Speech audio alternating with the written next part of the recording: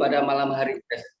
Beruntung sekali pada pagi hari ini kita bisa mengikuti satu acara Zoom yang difasilitasi oleh satu perusahaan besar yaitu Supahabu, dan pada pagi hari ini kita akan mengundang sosok seorang dokter pakar yang akan mengupas tuntas dalam acara produk orientasi Supahabu.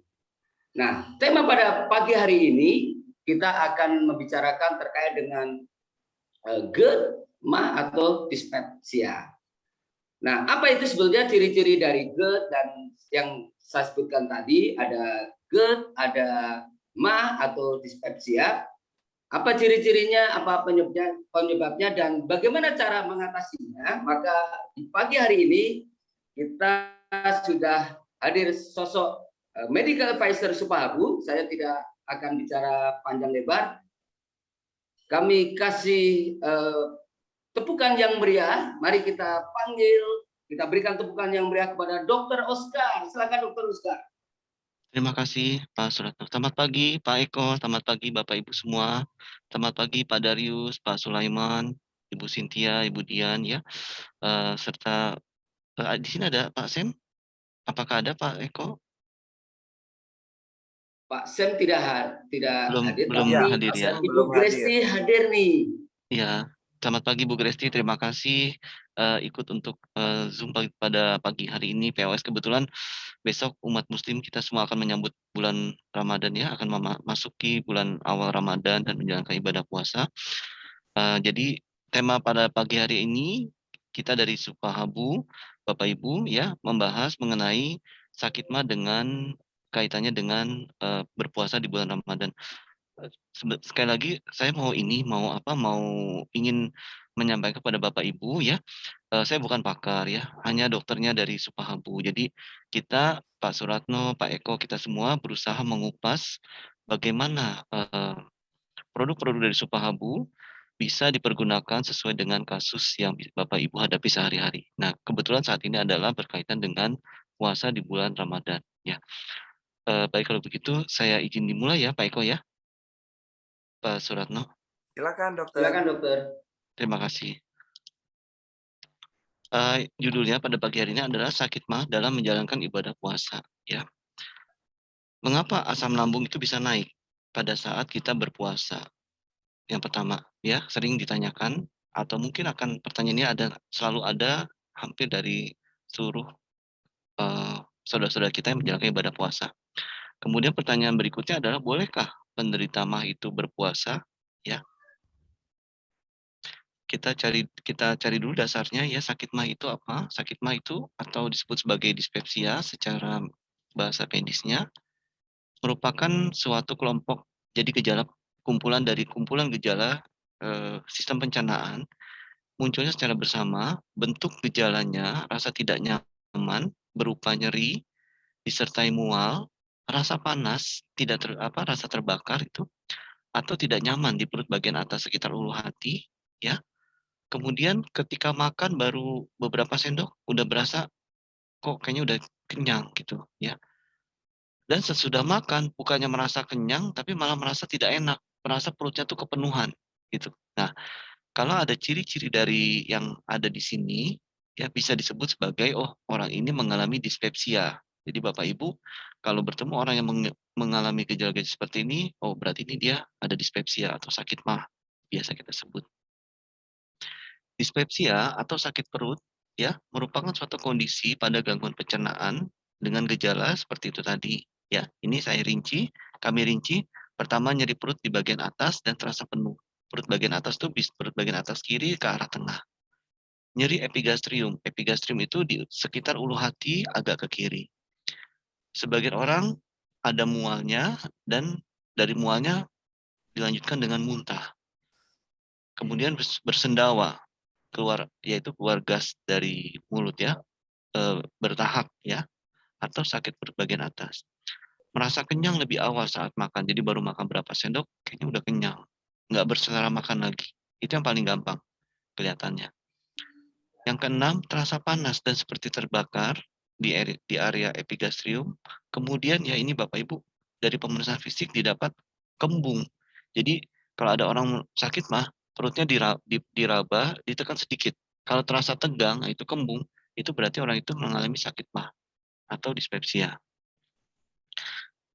Dispepsia ini dapat dibedakan secara garis besar ya, menjadi dua bagian besar Bapak Ibu, yaitu gangguan pencernaan yang organik atau yang fungsional. Nah, kalau yang organik itu maksudnya apa sih organik? Ya, maksudnya gangguan organik itu gangguan dari organnya sendiri. Jadi memang organnya itu bermasalah. Misalnya akibat oleh gastritis. Gastritis itu merupakan perlukaan ya, peradangan pada dinding lambung bagian dalam. Kemudian penyakit tukak lambung.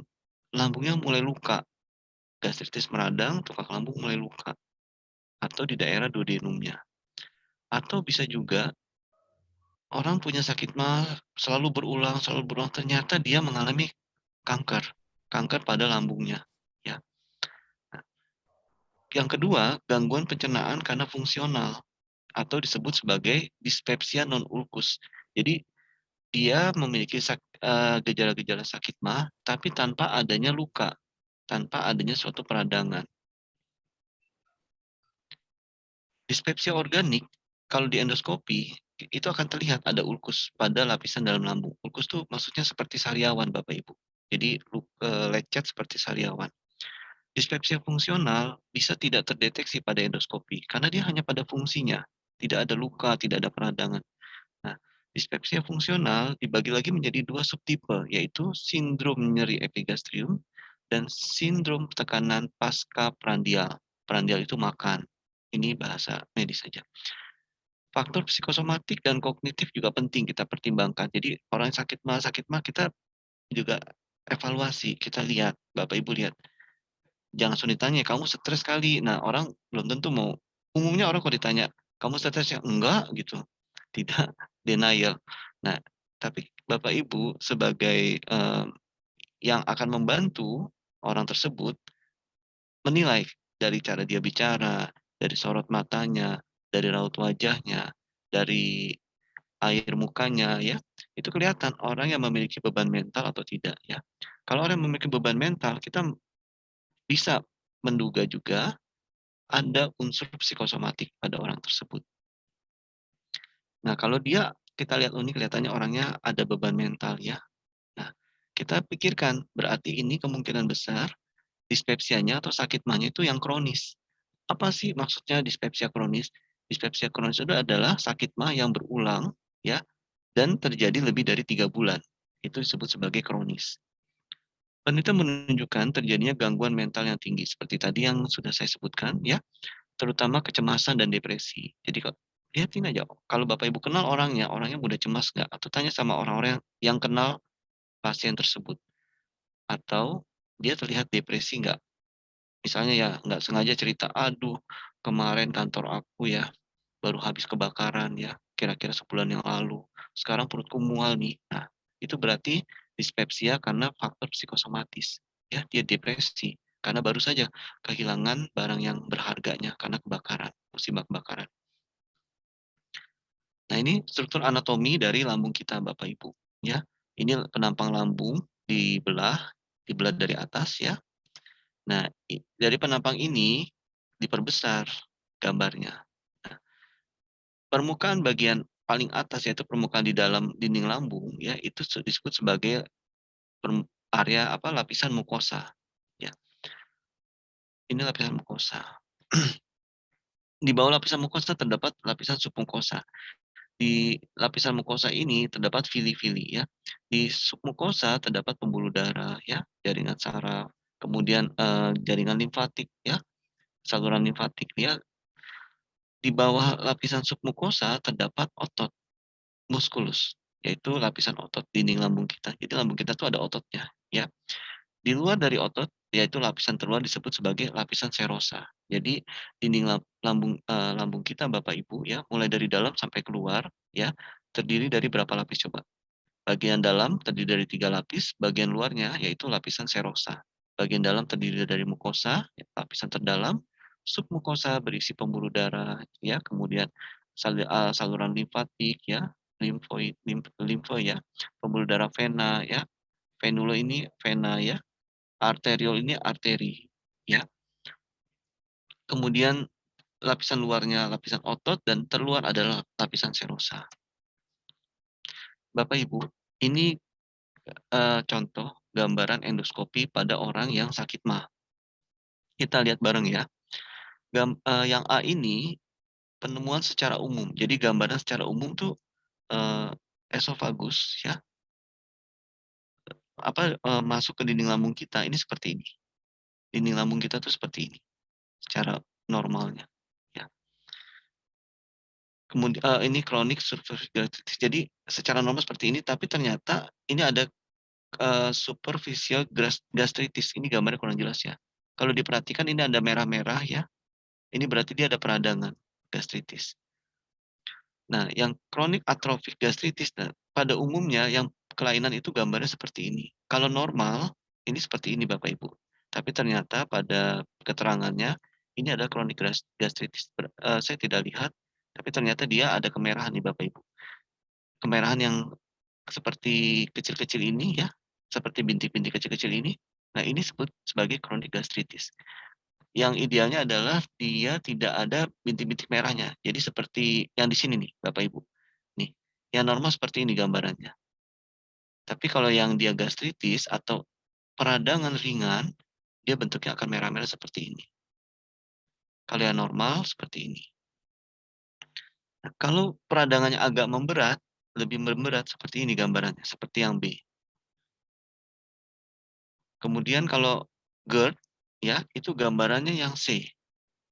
Seperti ini. Jadi kalau orang-orang yang GERD, rasa panas di dada sampai kok naik ke leher, asam lambungnya rasa seperti naik ya. Kalau di endoskopi ini gambarnya seperti yang ini Bapak Ibu, seperti yang C. Kemudian yang D ini gambaran Barrett's esophagus. Nama penyakitnya Barrett's esophagus ya. Kemudian yang E ini peptic ulcer sariawan ya, sariawan pada dinding lambungnya ya. Kemudian yang F ini itu pada keganasan. Jadi yang bagusnya kan ini dia mulus seperti ini ya. Kalau peradangan ringan dia seperti yang di bawah sini. Peradangannya menengah seperti ini. Nah, kalau dia cancer, Bapak Ibu, dia timbul seperti ini. Seperti kol begini.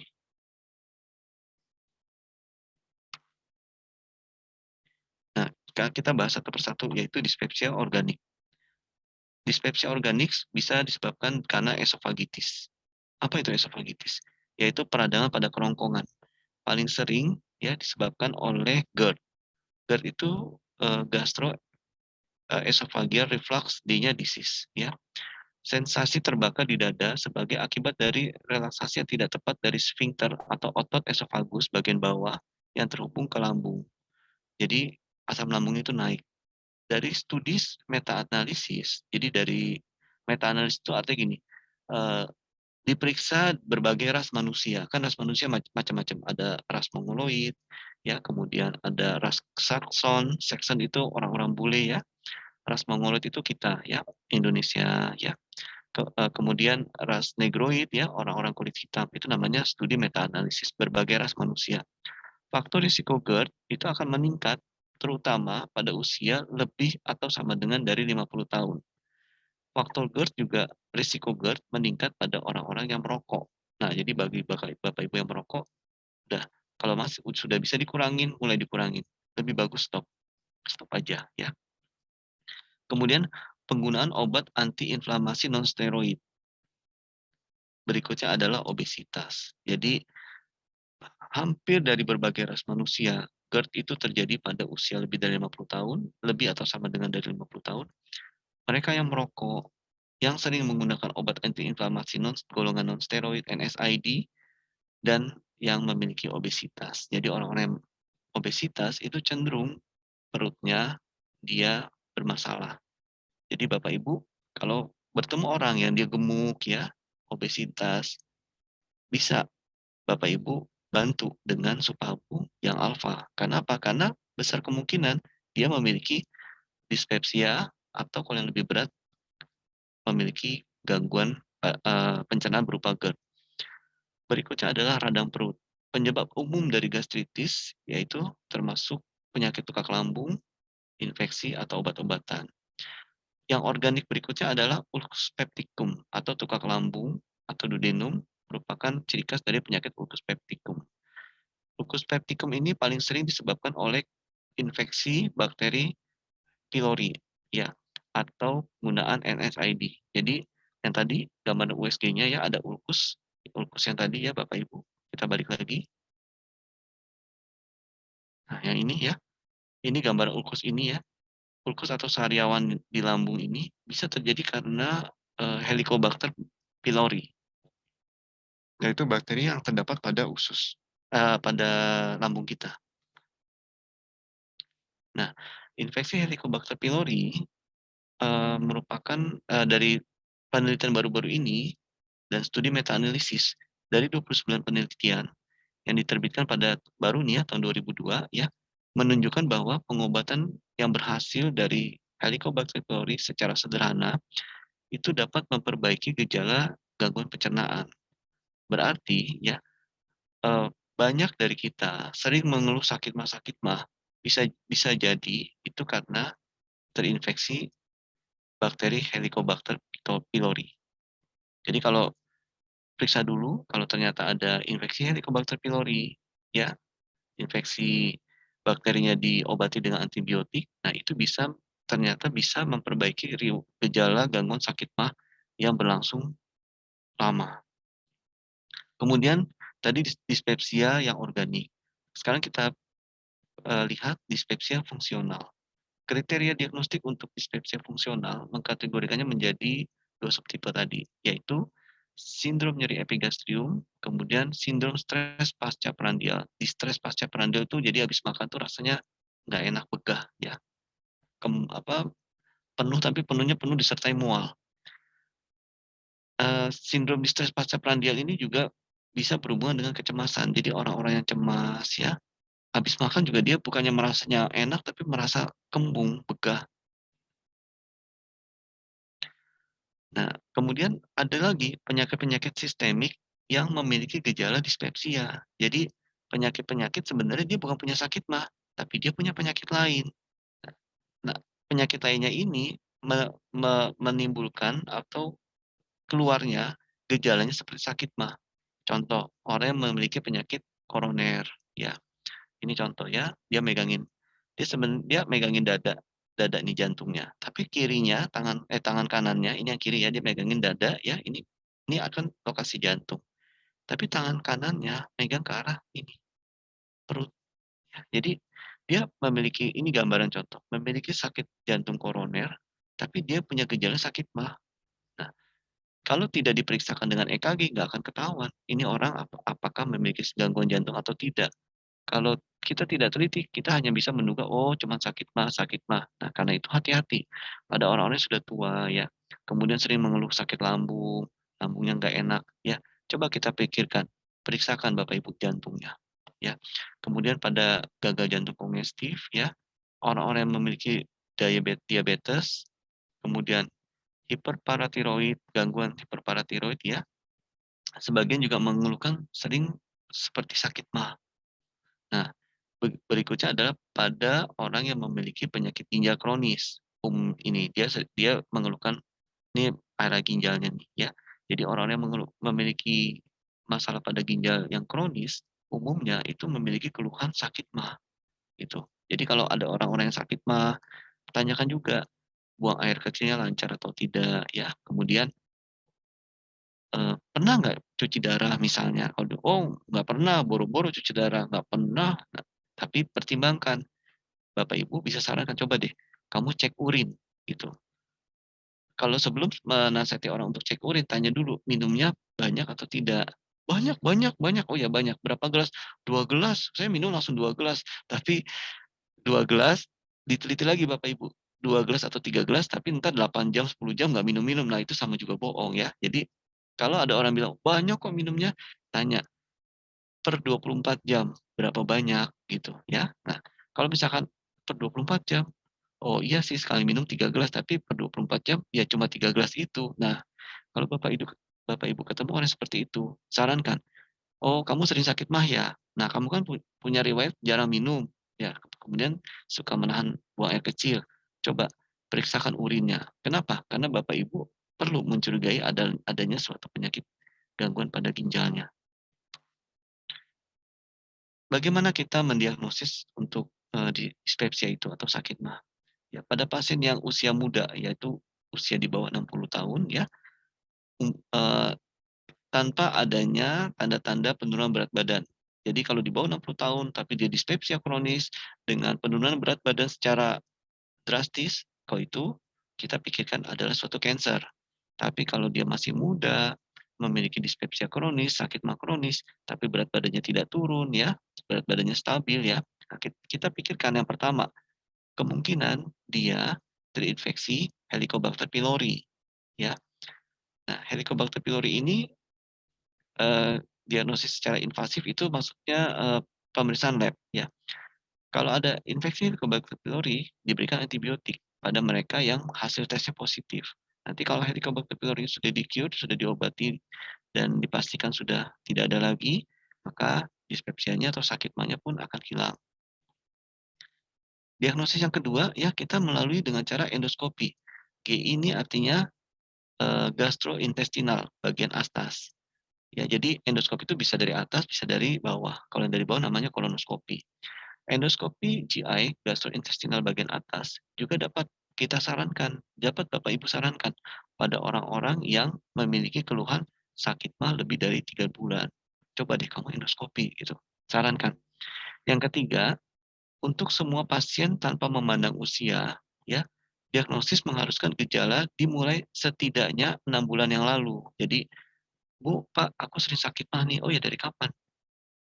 Eee, "Nggak tahu ya dari kapan ya." Nah, Bapak Ibu yang selalu tanya, "Ada nggak udah 6 bulan kamu sering sakit mah?" Ya ada sih." Nah, terus udah berarti 6 bulan atau lebih. Tanya lagi, ya, "Kira-kira selama 3 bulan terakhir ini, seminggu sekali mahnya sakit nggak?" "Iya ya, hampir tiap minggu, bahkan rajin beli obat sakit mah yang ada di warung." Nah, berarti Bapak Ibu bisa mempertimbangkan bahkan atau udah bisa mendiagnosa, "Oh, kalau gitu kamu mengalami dispepsia." Lantas kalau udah Bapak Ibu sudah bisa mendiagnosa orang-orang yang dispepsia ya, gampangan ya, seperti tadi ya, sudah bisa mendiagnosa orang yang dispepsia, apa saja obatnya? Yang pertama ya, sebelum dengan obat tentu kita harus memperbaiki pola hidup ya, terutama dari makanan. Diet di sini maksudnya bukannya tidak makan ya, tapi memperbaiki jenis makanan yang kita makan. Jadi yang biasanya sering minum kafein ya, sering makan makanan yang tepung-tepung, jarang makan nasi. Yang tepung-tepung itu misalnya apa?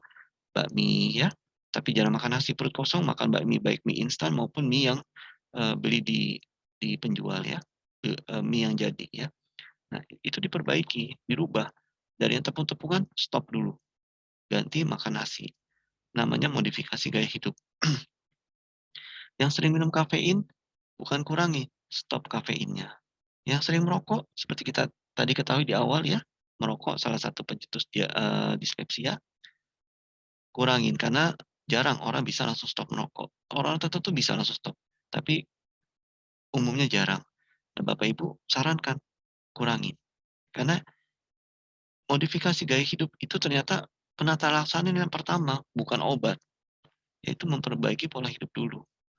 Nah, yang kedua baru menggunakan obat antasida. Antasida ini Bapak Ibu kalau beli di apotik ya, bentuknya cair, ada juga yang tablet, warnanya putih seperti kapur gitu dan bentuknya, apa, agak kental, merupakan cairan yang solid. Jadi cairannya agak kental berwarna putih, putih susu, antasida.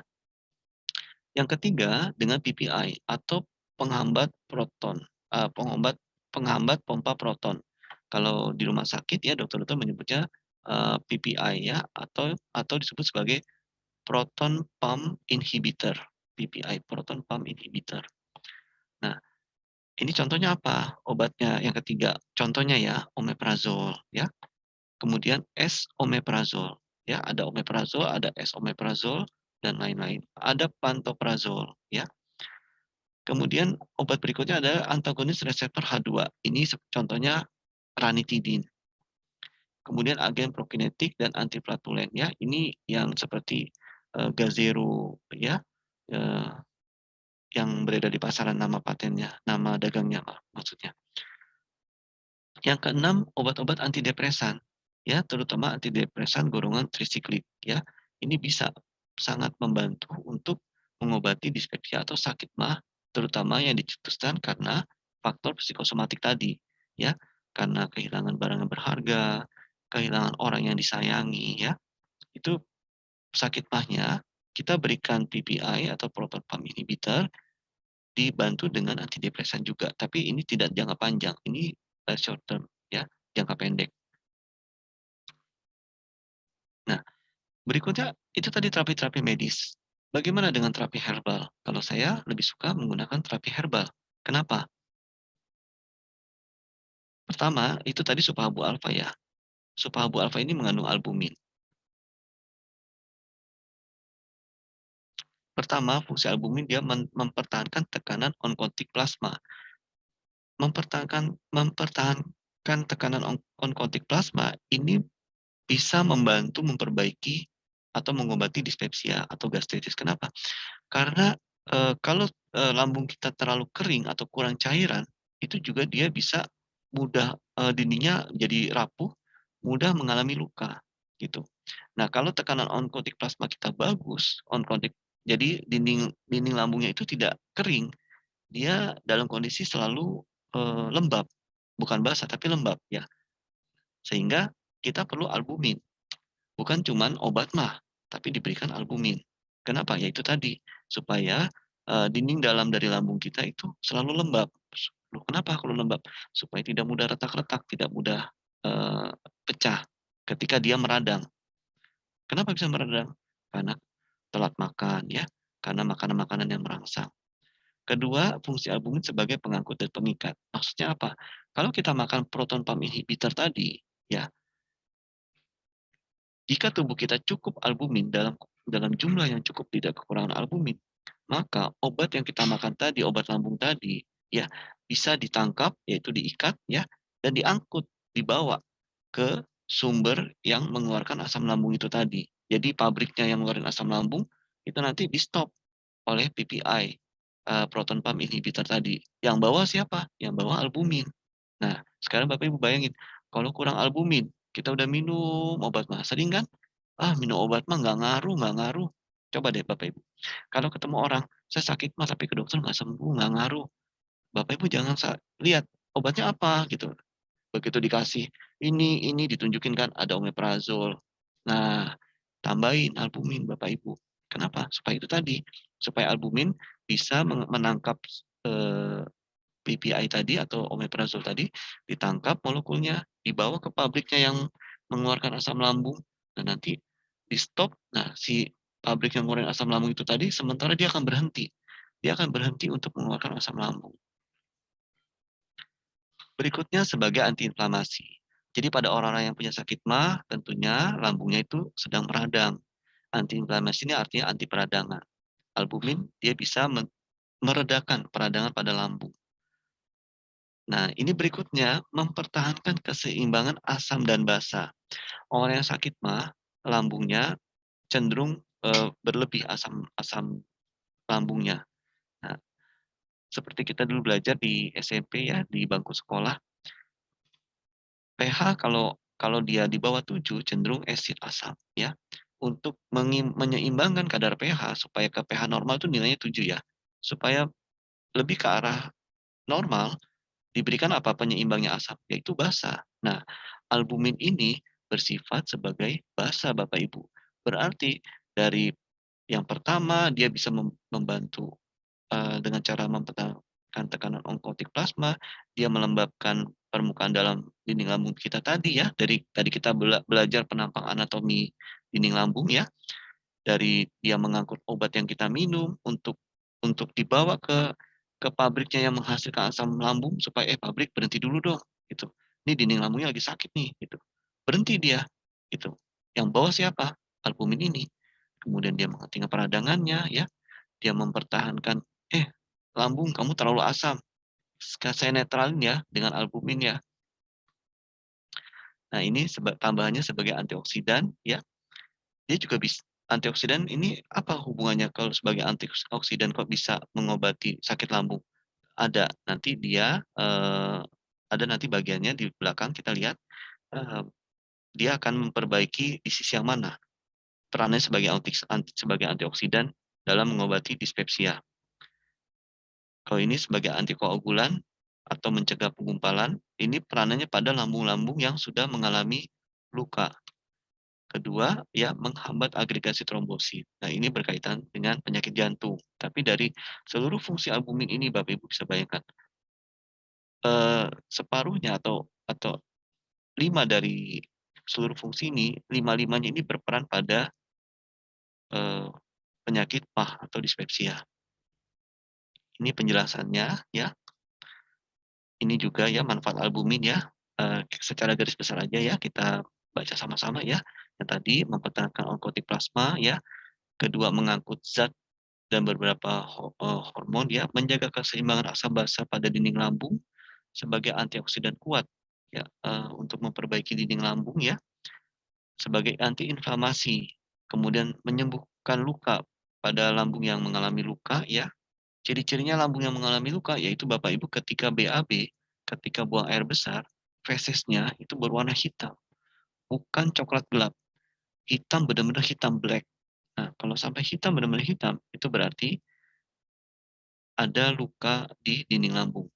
BAB yang warna hitam disebut sebagai dalam bahasa medisnya itu melena. Bagi orang yang hipoalbumin, albumin ini bisa untuk mengobati, mempercepat recovery pada pasien TBC, mempercepat recovery pada pasien HIV. Maksudnya apa? Pasien HIV ini antibodinya kan lemah. Jadi kena flu aja orang biasa-biasa aja yang tidak ada HIV, tapi pada orang HIV kena flu ringan, tapi bagi orang HIV efeknya bisa lebih berat ya. Kemudian menutrisi pada ibu hamil dan anak, albumin ini ya dari Supahabu. Yang berikutnya adalah sebagai antidiabetes. Kemudian Supahabu ya tadi isinya albumin. Berikutnya Supahabu alfa, isinya ada kurkuma. Manfaat dari kurkuma ini ya sebagai anti cancer, mengobati infeksi. Ini jurnal tentang kurkuma ya Bapak Ibu. Mengobati hiperglikemik dan hipertensi. Pada orang hipertensi juga bisa menimbulkan gejala sakit mah. Sebagai antiplatelet, anti pembekuan darah ya. Sebagai antioksidan, kemudian dia nefroprotektif dan hepatoprotektif ya. Kandungan berikutnya dari Supabu alfa ini adalah moringa atau daun kelor. Nah, moringa ini manfaatnya banyak sekali Bapak Ibu. Ya, dia menstimulasi ya pertumbuhan rambut ya. Bagi rambut kita yang udah mulai menipis ya, minum Supabu alfa ya, karena dia ada moringanya 100 mg dosisnya. Kemudian nih, improve digestion ya, memperbaiki sistem pencernaan kita ya. Kemudian menormalisasi tekanan darah. Seperti kita ketahui tadi, orang-orang yang sakit mah ada kalanya dicetuskan oleh psikosomatik. Jadi gangguan pada perasaannya, depresi ya atau stres ya. Nah, moringa ini bisa sebagai antidepresan dan dia alami, bukan obat. Jadi tidak menimbulkan ketergantungan. Tidak sama halnya dengan antidepresan yang dari obat-obatan ya. Dan moringa ini bagi wanita ya mengurangi kerutan-kerutan pada wajah, pada kulit wajah ya. Juga dia sebagai anti tumor, tumor di mana? Tumor di lambung, sering ada polip, ada tumor. Nah, moringa ini dia sebagai anti tumor, anti polip ya, supaya polip itu tidak tumbuh dalam dinding lambung kita. Perkembangan obat secara modern saat ini sudah mulai banyak negara maju berlomba-lomba, bahkan mereka yang bisa menciptakan obat-obat paten berbahan dasar kimia ya. Negara-negara maju tersebut justru saat ini berlomba-lomba meneliti bahan-bahan dasar dari alam ya. Baik yang tunggal maupun campuran. Yang tunggal itu maksudnya apa? Misalnya nih contohnya, satu kapsul isinya albumin aja. Kalau Supabu alfa, satu kapsul isinya albumin, kurkuma, moringa. Nah, ini yang maksudnya campuran atau disebut sebagai poliherbal. Poliherbal itu pengertiannya merupakan gabungan beberapa zat aktif dari bahan alam dalam satu sediaan. Sediaannya itu apa maksudnya? Kapsul, kaplet, tablet itu namanya sediaan. Dikarenakan konstituen fitokimia aktif dari fito itu tumbuhan, kimia itu efek secara kimiawi, tapi kimia yang berbasis dari tumbuhan. Fitokimia aktif dari masing-masing tanaman tidak cukup untuk mencapai efek terapeutik yang diinginkan. Maksudnya apa? Kalau albumin berdiri sendiri, tentu ya bisa mengobati beberapa penyakit. Tapi jika albumin dikombinasi dengan kurkuma, dikombinasi dengan moringa, di mana moringa kita lihat tadi dia juga bisa memperbaiki sistem pencernaan, salah satunya ya, di mana kurkuma juga bisa memperbaiki sistem pencernaan, isinya juga albumin untuk albumin juga tadi kita lihat fungsinya membantu memperbaiki fungsi pencernaan, tentu lebih kuat yang poli atau yang sendiri. Kalau kita lihat tadi bersama tentu lebih kuat efeknya yang poli. Kenapa? Karena dia sistemnya seperti keroyokan ya dalam mengobati. Maka dengan poliherbal menggabungkan beberapa zat aktif dari bahan alam dengan rasio tertentu, dengan perbandingan tertentu, akan memberikan efek terapi yang lebih baik dan mengurangi toksisitas. Nah, ini Bapak Ibu, kenapa Supahabu alfa kok bisa memperbaiki dispepsia atau sakit mah dan bisa dipakai pada saudara-saudara kita yang akan menjalankan ibadah puasa supaya tidak sakit mah. Kenapa? Pertama, Supahabu alfa mengandung albumin. Itu tadi kita sudah bahas ya, bagaimana albumin itu bisa memperbaiki fungsi lambung ya. Peran utama albumin di dalam tubuh ya pada yang menderita sakit mah membantu pembentukan dan perbaikan jaringan sel ya yang rusak sehingga pada orang-orang yang sudah lama punya sakit lambung, punya sakit mah ya, minum berbagai macam obat udah jangka panjang nggak hilang-hilang atau timbul tenggelam maksudnya hilang sebentar, ada lagi, hilang cuma 2-3 minggu, tapi ada lagi. Nah, berikan albumin. Nah, kenapa? Dia akan membantu proses penyembuhan lukanya. Kemudian infeksi pada lambung, peradangan pada lambung, ya. Isi berikutnya adalah kurkuma dari Supabu alfa. Rusaknya mukosa lambung dapat terjadi akibat penghambatan sintesis prostaglandin. Jadi pembuatan prostaglandin itu eh, terhambat ya. Kadar prostaglandin yang turun akan menimbulkan ketidakseimbangan antara faktor agresif dari asam lambung dengan faktor defensif, yaitu mukus dan bikarbonat, ya, aliran darah, dan regenerasi epitel. Maksudnya apa? Jadi tubuh kita itu punya fungsi untuk memperbaiki diri, Bapak Ibu. Ya, namanya faktor defensif, yaitu aliran darah yang baik itu akan mempercepat penyembuhan. Regenerasi epitel, regenerasi lapisan bagian dalam dari dinding lambung. Kalau regenerasinya cepat, maka orangnya pun yang sakit mah lebih cepat sembuhnya. Sehingga kalau prostaglandinnya menurun, ya akan memicu proses inflamasi atau peradangan pada dinding lambung. Berarti ya temulawak ini dia memperbaiki kadar prostaglandin supaya tidak terjadi peradangan pada dinding lambung. Itu maksudnya, kesimpulan dari cerita ini. Temulawak memiliki kandungan antioksidan seperti fenol, antioksidannya ya, flavonoid dan kurkumin. Itu yang tadi saya sebutkan di depan. Kenapa kok antioksidan bisa berperan mengobati sakit lambung? Why? Ya, kaitannya adalah ini kandungannya dulu ya, fenol, flavonoid, dan kurkumin. Flavonoid merangsang atau menstimulasi COX-1 atau siklooksigenasi 1, yaitu mengurangi sekresi asam. Jadi flavonoid dia mengurangi pengeluaran asam lambung dan pepsinogen dalam lambung.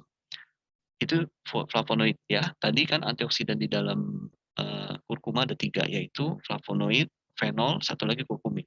Nah, itu yang flavonoidnya. Fungsi dari kurkumin, dia menekan pembentukan tumor nekrosis faktor alfa atau disebut faktor TNF alfa, ya disebutnya sebagai TNF alfa. TNF alfa ini dia berfungsi dengan cara mencegah terjadinya suatu peradangan. Gitu. Jadi kalau flavonoid mengurangi asam lambung, ya, kurkumin menekan TNF alfa, ya. Kalau TNF alfa ini meningkat, maka lambung kita akan mengalami peradangan. Jadi kadar TNF alfa itu ditekan oleh kurkumin. Sampai di sini bisa mengikuti ya. Yang ketiga, isi dari supabu alfa ya, itu ada daun kelor atau nama latinnya Moringa oleifera. Daun kelor ini kaya akan kandungan tanin, kemudian flavonoid seperti kurkuma tadi ya, yaitu antioksidan nabati yang ampuh menyembuhkan peradangan, seperti tadi kita sudah bahas, iritasi, serta mengatasi masalah yang berhubungan dengan sakit mah. Bagaimana cara kerja daun kelor dalam mengobati sakit mah? Pertama, dia melawan bakteri Helicobacter pylori. Nah, Bapak Ibu, kurkuma tidak bisa, albumin tidak bisa, tapi daun kelor bisa. Nah, itu seperti tadi, yang monoherbal sama poliherbal. Yang poliherbal dia keroyokan dalam mengobatin sakit mah. Yang daun kelornya dia melawan bakteri Helicobacter pylori. Berikutnya, daun kelor dia memiliki antioksidan dan antiinflamasi. Antioksidannya itu polifenol, flavonoid, dan asam askorbat.